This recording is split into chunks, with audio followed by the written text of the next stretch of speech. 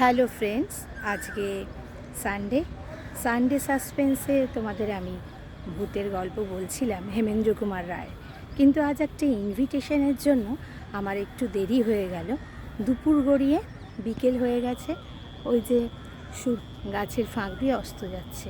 কিন্তু আমি তোমাদের ভুলিনি এবং খুব শীঘ্রই আমি তোমাদেরকে শোনাব। সানডে সাসপেন্স, সঙ্গে থাকো। এই যে বন্ধুরা, চলে এসছি তোমাদের ভূতের বাড়ির পার্ট 5টা শোনাতে। বলেছিলাম যেখানেই থাকি আমি কিন্তু মিস করব না।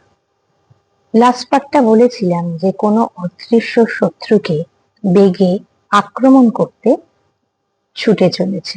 হঠাৎ বারান্দার এক কোণে চোখ গেল। কাপড় মুড়ি দিয়ে কে একজন শুয়ে রয়েছে। কাছে গিয়ে ডাকলাম, এই কে তুই?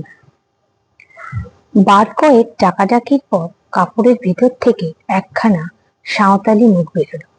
কে তুই? আমি ঠাকুরের পূজারি।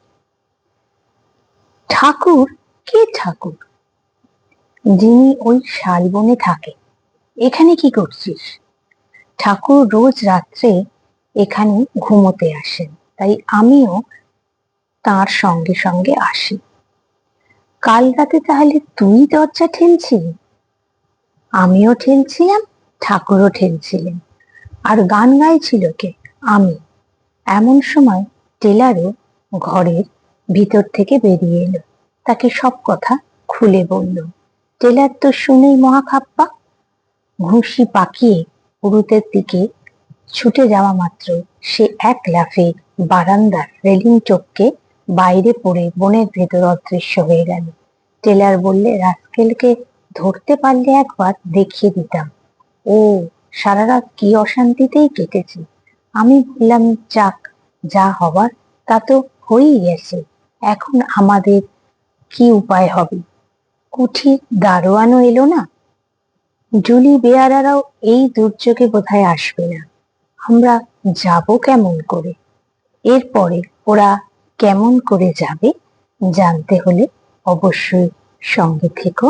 আর আমার চ্যানেলটা সাবস্ক্রাইব আর শেয়ার করতে ভুলো না। আজকে যেহেতু আমি একটু বাইরে আছি আর দেরিও হয়ে গেছে, তাই অল্প পাঠটা শোনালাম।